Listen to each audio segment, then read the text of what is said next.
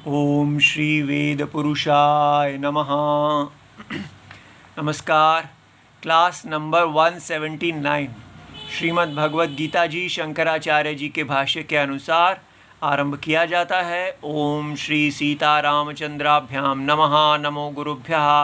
अथ काल देवता श्री संवत् 2081 आषाढ़ कृष्ण पक्षः अष्टमी शनिवारः उत्तर भाद्रपाद नक्षत्रम उत्तरायणम ग्रीष्म ऋतुः। ओम तत्सत् श्री शंकराचार्याय गुरवे नमः।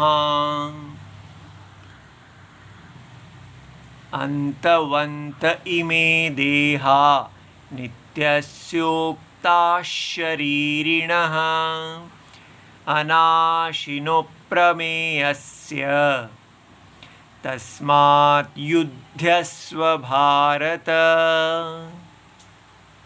अच्छा जी, तो ये श्लोक है श्रीमद् भगवद गीता जी से अध्याय नंबर 2 श्लोक नंबर 18 और ये पुस्तक है Gita press Gorakhpur book number 10 Shankaracharya ji के भाष्य वाली।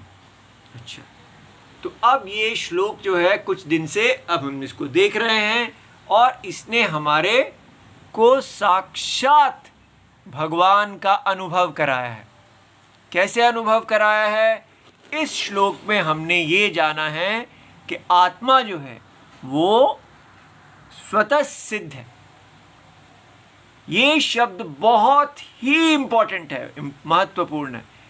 क्यों? क्योंकि स्वतः सिद्ध का अर्थ क्या है? अप्रमेय, माने आत्मा किसी भी प्रमाण के द्वारा नहीं जानी जाती है। आत्मा तो प्रमाण के जगह द्वारा नहीं जानी जाती है। इसको सुनते ही व्यक्ति बड़ा मुश्किल में पड़ जाता है कि अगर आत्मा प्रमाण के द्वारा जानी ही नहीं जाती तो फिर तो वो ज्ञान का विषय भी नहीं है। लेकिन यही यहाँ पर कमाल की बात है कि आत्मा ज्ञान का विषय भी है, फिर भी किसी प्रमाण से नहीं जानी जाती। ये बात समझ में आई? यहीं पर बाइबल और कुरान के गॉड अल्लाह और परमात्मा में अंतर आ जाता है। जो बाइबल के गॉड और अल्लाह हैं वो भी किसी प्रमाण से नहीं जाने जाते। ठीक है, कोई भी प्रमाण, वो ज्ञान के विषय हैं ही नहीं। ना उनको आप सूंघ सकते हैं, छू सकते हैं, तो प्रत्यक्ष प्रमाण से इंद्रिय से नहीं जाने जाते और उनका अनुमान भी नहीं लगाया जा सकता। तो और इसका मतलब जो प्रत्यक्ष नहीं है, अनुमान से नहीं जाना जाता, वो ज्ञान का प्रमाण का विषय नहीं है। तो उनको बाइबल और कुरान जो है वो सिद्ध करती हैं? नहीं, क्योंकि बाइबल और कुरान जो हैं वो केवल यही कहती हैं कि उनको माना जा सकता है, उनको जाना नहीं जा सकता। वो ज्ञान के विषय हैं ही नहीं। तो शास्त्र में तो विचार प्रक्रिया में हमेशा यही कहा जाता है कि जो चीज़ ज्ञान का विषय नहीं है वो है ही नहीं, वो नॉन एग्जिस्टेंट है। ठीक है, तो इसलिए उनके हिसाब से अगर चलें कि जिस अल्लाह और गॉड को वो बता रहे हैं और वो कहते हैं वो प्रमाण का विषय नहीं है, उसको जाना ही नहीं जा सकता, तो वो दोनों नॉन एग्जिस्टेंट हो जाते हैं, उनकी सत्ता है ही नहीं। लेकिन वेद में भी यही दोष आ रहा है क्या? क्योंकि वेद में भी हम कह रहे हैं कि वो प्रत्यक्ष प्रमाण, डायरेक्ट ऑब्जर्वेशन से वे आप भगवान को, आत्मा को नहीं जान सकते, अनुमान से नहीं जान सकते। और वेद भी उसको, ऐसा नहीं है कि वेद अगर कहते हैं तो मान लो। इसलिए आत्मा जो है वो यहाँ पर आके अल्लाह और गॉड से भिन्न हो जाती है। क्या हो जाता है? फर्क क्या है? आत्मा स्वतः सिद्धत्वात्, आत्मा स्वतः सिद्ध है। अल्लाह और गॉड ना प्रमाण के द्वारा सिद्ध हैं और ना स्वतः सिद्ध हैं। तो ये स्वतः सिद्ध क्या है? ये बहुत ही इम्पॉर्टेंट फैक्टर है जिसको हमारे भारत के लोगों ने पूरी तरह छोड़ दिया। इसीलिए वो यही कहते हैं कि Bhagwat Gita is equal to Bible is equal to Quran, जो बाइबल वाले और कुरान वाले नहीं मानते। लेकिन यहाँ पर सबको यही पढ़ाया जा रहा है कि ये सब एक ही चीज़ कह रहे हैं। क्या? ये सब लोग एक ऐसी चीज़ कह रहे हैं जो है ही नहीं, इसको जिसको मानना ही पड़ेगा, जिसकी सत्ता कुछ ऐसी चीज़ बता रहे हैं जो ज्ञान का विषय नहीं है। ठीक है, तो प्रमाण का विषय नहीं है। तो कहाँ तो गलती हो गई? स्वतः सिद्ध आत्मा प्रत्यक्ष और अनुमान प्रमाण का विषय नहीं है, वेद का भी विषय नहीं है। वेद उसको बिलीफ नहीं कहते हैं। तो फिर आत्मा को कैसे जाना जाता है? आत्मा को स्वयं आत्मा अपने आप को जानती है। ये बात सबसे बड़ी है। आत्मा अपने आप खुद ही अपना ज्ञान है आत्मा को, इसलिए आत्मा ज्ञान का विषय है। हाँ, आत्मा ज्ञान स्वरूप है, ज्ञान है वो, उसके अंदर कोई प्रमाण नहीं, प्रमाण और प्रमेय, वो प्रमेय नहीं है किसी एक्सटर्नल प्रमाण का।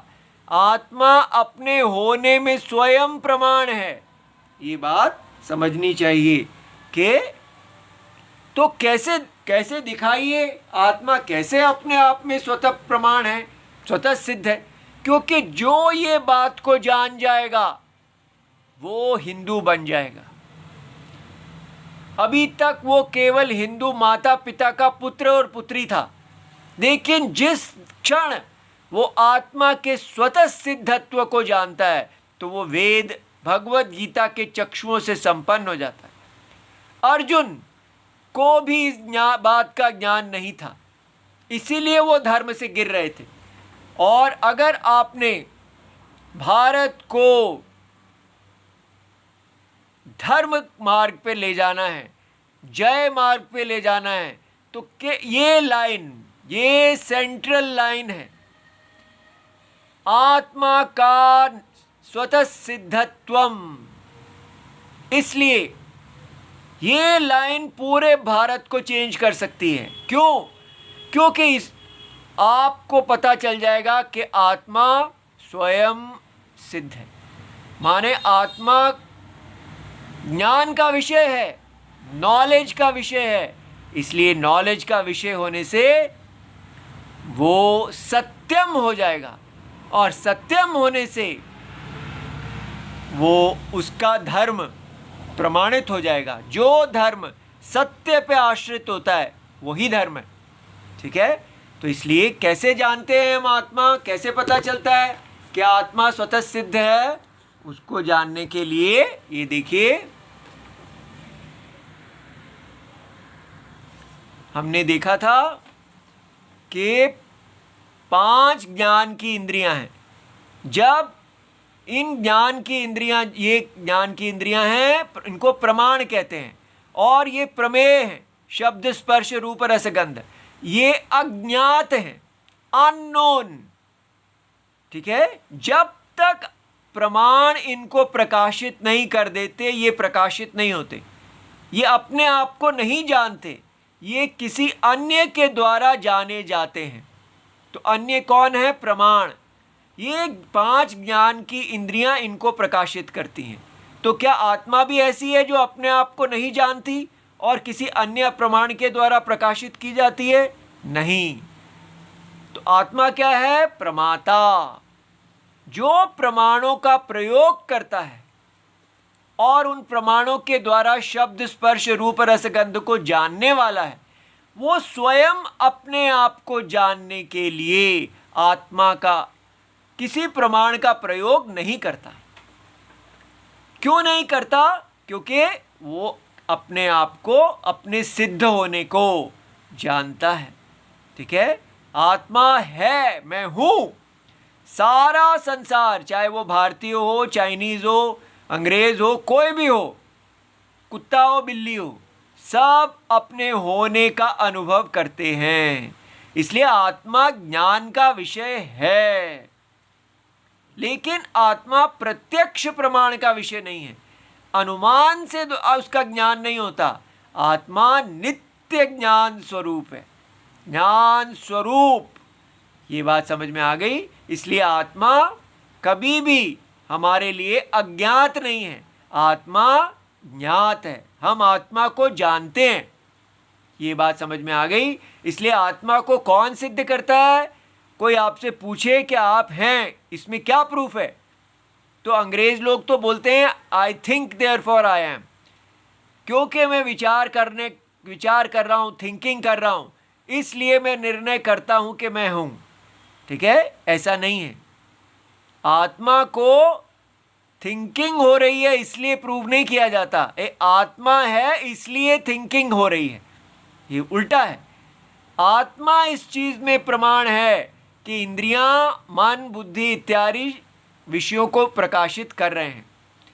तो आत्मा प्रमाण प्रमेय व्यवहार को प्रकाशित करती है, ना कि प्रमाण प्रमेय व्यवहार आत्मा को प्रकाशित करते हैं। ये बात समझ में आ गई। आत्मा प्रकाश स्वरूप है और उसका प्रकाश स्वतंत्र है। उसका प्रकाश में घटना बढ़ना या उसी लेवल पे रहना होता ही नहीं है। वो आत्मा अनंत है। ठीक है, इसलिए आत्मा को जो है वो स्वतः सिद्ध है। ये जानते ही आप में इतना बल आ जाएगा, ठीक है, साक्षात भगवान कृष्ण हो जाएंगे आप। जब हमें पता चलता है कि ये आत्मा स्वतः सिद्ध है, इसका नाश कभी नहीं होता, ये अविनाशी है, तो हमारे अंदर से सारा छोटापन जो हम शरीर के कारण हमने आत्मा को जब हम विनाशी मान लेते हैं तो हमारे अंदर छोटापन आ जाता है। ठीक है, हम हर समय अपने आप को बचाने के लिए जीवन जीते हैं, लेकिन जब हम आत्मा को स्वतः सिद्ध समझ लेते हैं तो हम भगवान कृष्ण जी में प्रवेश कर जाते हैं। ठीक है, तब हम अर्जुन हो जाते हैं, तब हम धर्म करने के योग्य हो जाते हैं। इसीलिए इस श्लोक को करा के भगवान यहाँ कहते हैं तस्मात् युध्यस्व, इसलिए युद्ध करो। ठीक है, क्योंकि आप आत्मा के स्वतः सिद्ध आत्मा को समझ गए हैं, अब आपको कोई मोह नहीं रह गया, इसलिए आप अपने स्वधर्म को कीजिए। ये बात समझ में आ गई। इसलिए हमको अब ये पता चल गया कि वेद का जो प्रामाण्यम है, वेद अज्ञात अर्थ ज्ञापक नहीं है। जो ज्ञान नहीं है उसको कहने वाला नहीं है। जो आत्मा पहले ही ज्ञात है, जिसको सब लोग कहते हैं अहम मैं हूँ, उसको आके बताते हैं कि आप अविनाशी हैं, आप स्वतः सिद्ध हैं। इसलिए आत्मा, वेद जो है, ये लाइन याद करनी है। शास्त्रम तु अंत्यम प्रमाणम अतत धर्म अध्यारोपण मात्र निवर्तकत्वेन प्रमाणत्वम आत्मनि प्रतिपद्यते। ठीक है, आत्मा अतत धर्म को जो अध्यारोपित है, जो आत्मा पर अज्ञान के कारण डाल रखा है, मात्र केवल उसको दूर करने में ही प्रमाण है वेद का। इसलिए हमेशा सद असद विवेक, जो असत प्रत्यय हमने आत्मा को गलत समझा हुआ है, वो जो गलत समझा हुआ आत्मा देह है, वो असद बुद्धि विषय हो जाता है, और ठीक समझा हुआ आत्मा सद्बुद्धि विषय हो जाता है। इसलिए सद असद विवेक से ही आत्मा को प्रकाशित करते हैं वेद। कौन सी आत्मा का? जो पहले ही प्रकाशित है। तो ये प्रकाश कैसा हुआ? अतत धर्म को दूर करने से, करेक्शन से। ठीक है, अच्छा जी। अब ये बात, और ये जो अंत्यम शब्द है ये भी बहुत इंपॉर्टेंट है कि वेद अंत्य प्रमाण है, क्योंकि वेद के बाद जो प्रमात्र प्रमाण प्रमेय भाव है, ठीक है, वो नहीं रहता। ये जो प्रमात्र प्रमाण प्रमेय भाव है ये बाधित हो जाता है। आत्मा प्रमाता प्रमाण प्रमेय त्रिपुटी से परिचिन्न नहीं है, ये असत बुद्धि विषय है। तो फिर क्या होता है? क्या ज्ञानी को दिखना बंद हो जाता है? क्या ज्ञानी अंधा हो जाता है? ऐसा नहीं, ये सब नहीं। ज्ञानी कोई रहता ही नहीं है। ज्ञानी कौन है? वही ज्ञातृ, ज्ञान, ज्ञेय, फिर वो त्रिपुटी आ जाएगी। जिसने ये ज्ञान प्राप्त किया है वो व्यक्ति भी वहां नहीं रह जाता। केवल शुद्ध सत्यम ज्ञानम अनंतम, शुद्ध आत्मा सत्यम है और कोई ज्ञानी वहां नहीं है। तो दिखता है, दुनिया तो वैसी की वैसी ही रहती है। हाँ, वो परसेप्चुअल है, एक्चुअल नहीं है, ठीक है, वो प्रतीति है, सत्यम नहीं है। ऐसा ही साइंटिस्ट लोग भी हमें कहते हैं। जब हम कहते हैं भाई साइंटिस्ट क्या फ़ायदा हुआ हमें बताने का कि सूर्य जो है वो तो उदय नहीं होते हैं, वो तो स्थिर रहते हैं, पृथ्वी घूमती है, क्योंकि हमें तो वही लगता है बेकार है आपका ज्ञान। ऐसा तो हम क्यों नहीं कहते साइंटिस्ट को? क्योंकि हमें पता है जो दिख रहा है और जो है इसका भेद बताने के लिए ही ज्ञान होता है। कुछ भी दिखता रहे, जो साइंटिस्ट जानते भी हैं कि सूर्योदय नहीं होता, वो उसी समय कहते भी हैं देखो सूर्योदय हो रहा है, लेकिन कहते हुए उनको पता है ये दिखता है, ऐसे वास्तव में नहीं है। बस यही है ज्ञान, क्या दिखता है क्या है, ठीक है, ऐसा। अब देखिए, इसके बाद भगवान ने कल हमें ये श्रुति बताई बृहदारण्यक उपनिषद की कि इसमें यत् साक्षात अपरोक्षात ब्रह्म आत्मा सर्वांतरः, ये जो है इसको आप जानिए, क्योंकि बृहदारण्यक उपनिषद में भी इसी प्रकार कौन सी आत्मा को बताया गया है जो पहले ही जानी गई है। तो ये कल हमने शुरू किया था लेकिन पूरी तरह नहीं देख पाए, अब इसको ध्यान से देखते हैं। बहुत ही सुंदर है ये। क्या है ये? यहाँ पर एक विद्वत सभा चल रही है, ठीक है, जहाँ पर दो याज्ञवल्क्य और उशस्त, ठीक है, याज्ञवल्क्य और उशस्त नाम के दो परम विद्वान हैं, जिसमें उशस्त जो हैं वो याज्ञवल्क्य जी से प्रश्न पूछते हैं। तो वो क्या प्रश्न पूछते हैं?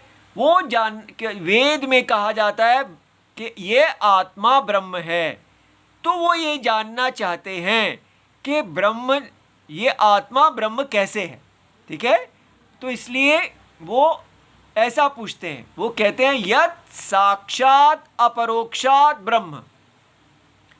तो ये क्या है? यत्, जो ब्रह्म, जो ये मैं जो कुछ हम आपको बता रहे हैं ये शंकराचार्य जी के भाष्य के आधार पे, जिसको हमने पढ़ लिया है, तो सारा विस्तार करने का समय नहीं है क्योंकि फिर इसी में ही काफ़ी समय लग जाएगा। इसलिए अभी क्योंकि भगवत गीता मुख्य है, इसलिए अभी हमने उसमें से पढ़ के समझ के आपको बता रहे हैं, ठीक है।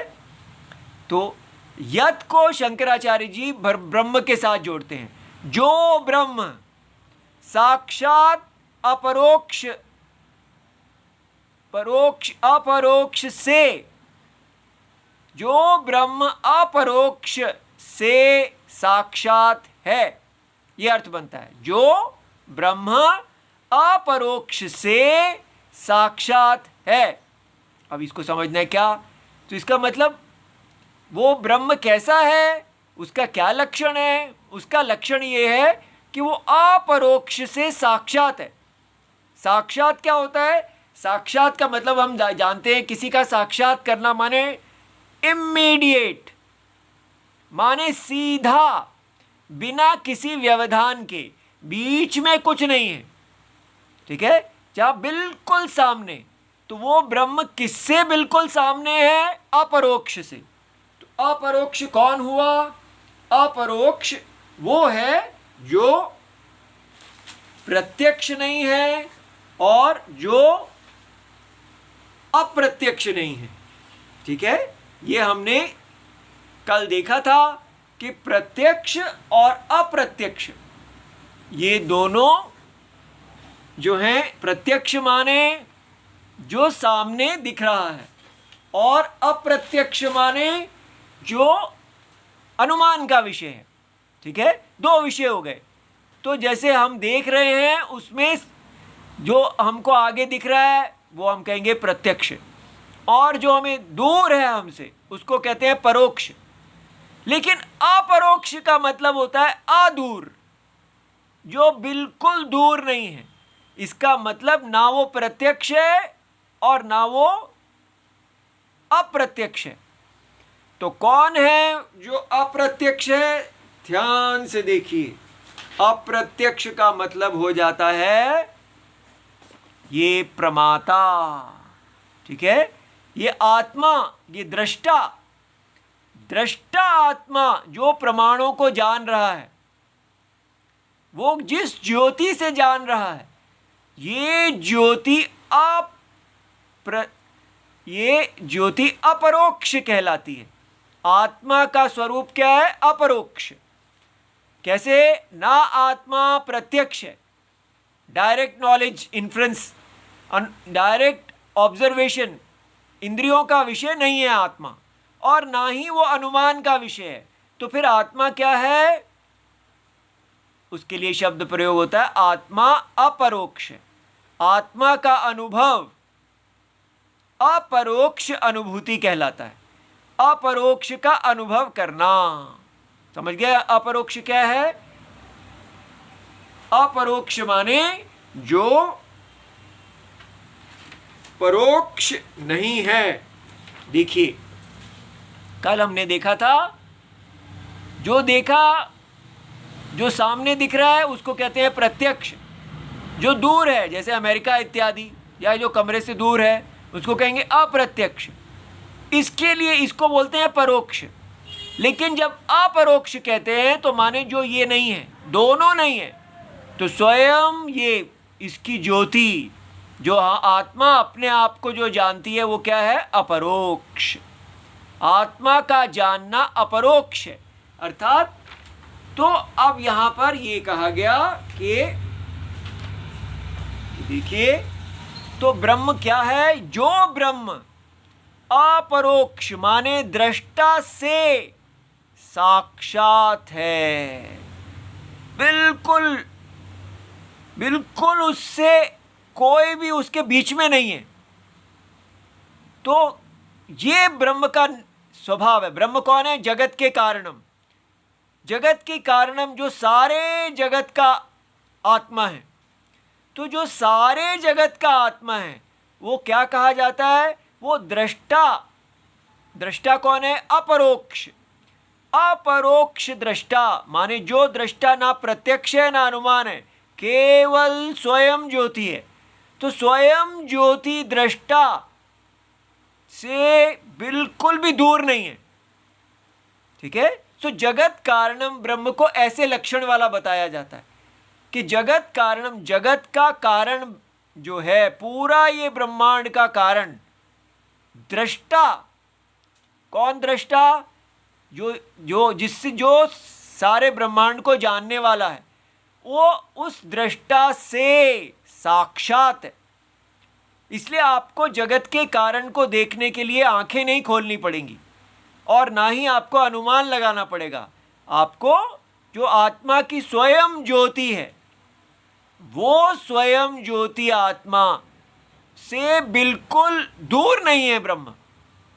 उसी ज्योति को ब्रह्म कहते हैं। ऐसा उसने कहा कि वेद में ऐसा कहा गया है, इसलिए ये लाइन आपको याद कर लेनी है। यत् साक्षात अपरोक्षात ब्रह्म। जब आप ऐसा बोलें, उसी समय आपका ध्यान अपरोक्ष आत्मा, स्वयं सिद्ध आत्मा पे चले जाना चाहिए और आपको देखना चाहिए कि ये अनुभव ही ब्रह्म है। ये जगत कारणम, इन्हीं को ही कृष्ण राम इत्यादि सब कहा जाता है। तो इन्होंने कहा कि जो ब्रह्म ऐसा गुण वाले हैं जो अपरोक्ष हैं। जो अपरोक्ष कौन? दृष्टा। दृष्टा को हम अपरोक्ष कहते हैं। स्वयं दृष्टा अपरोक्ष है, इस अपरोक्ष से साक्षात है। माने दृष्टा अपने अंदर ही अपने अपरोक्षता को ही हम ब्रह्म कहते हैं। ये जो अपरोक्ष अनुभव है, यही ब्रह्म का अनुभव है। इतना समझ में आ गया? सो जब आप ब्रह्म, जगत कारणम, भगवान को याद करें तो ये लाइन मन में बोलें, यत् साक्षात अपरोक्षात ब्रह्म। जो साक्षात, बिल्कुल डायरेक्ट, दृष्टा से डायरेक्ट है, दृष्टा से इनडायरेक्ट नहीं है। दृष्टा और ब्रह्म में अभेद है, वो ब्रह्म। आपका ध्यान केवल ब्रह्म पे पहुंच जाएगा। अब देखिए ये क्वेश्चन है, वो कह रहे हैं ऐसा वेद में पढ़ाया जाता है कि ब्रह्म जो है वो दृष्टा से, अपरोक्ष दृष्टा से साक्षात है। और वेद में ये भी बताया जाता है कि ये जो आत्मा है ये ब्रह्म है। अब आत्मा शब्द जब प्रयोग किया जाता है तो कहते हैं ये आत्मा सर्वांतरः, ये आत्मा सबके अंदर है। आत्मा शब्द का अर्थ क्या होता है? प्रत्यगात्मा। जब प्रत्यगात्मा माने अंदर वाला, तो जब आप कहते हैं मैं आत्मा, तो आत्मा माने शरीर नहीं आप कहेंगे, तो शरीर का शरीरी, जिसका शरीर है वो आत्मा कहलाता है। लेकिन इसके साथ उन्होंने एक शब्द लगाया सर्वांतरः। सर्वांतरः का मतलब क्या है? सबके अंदर। तो ये लगाने की क्या जरूरत है? क्योंकि आत्मा की अनेक सूक्ष्म सूक्ष्मतर उपाधियां हैं। जैसे देह के अंदर इंद्रियां हैं, तो हम कहते हैं इंद्रियां आत्मा की क्या विशेषण है? उपाधि। तो नहीं कहा जाता ना ना इंद्रियां भी नहीं, उससे भी अंदर। तो उससे अंदर मन है, तो क्या मन आत्मा की विशेषण वाला आत्मा है? नहीं नहीं नहीं, उससे भी अंदर। उससे अंदर तो बुद्धि है, तो क्या बुद्धि की विशेषण वाला आत्मा है? नहीं नहीं, उससे भी अंदर। अरे उससे अंदर तो अव्यक्त है, तो क्या अव्यक्त की विशेषण वाला आत्मा है? नहीं नहीं, उसका भी साक्षी।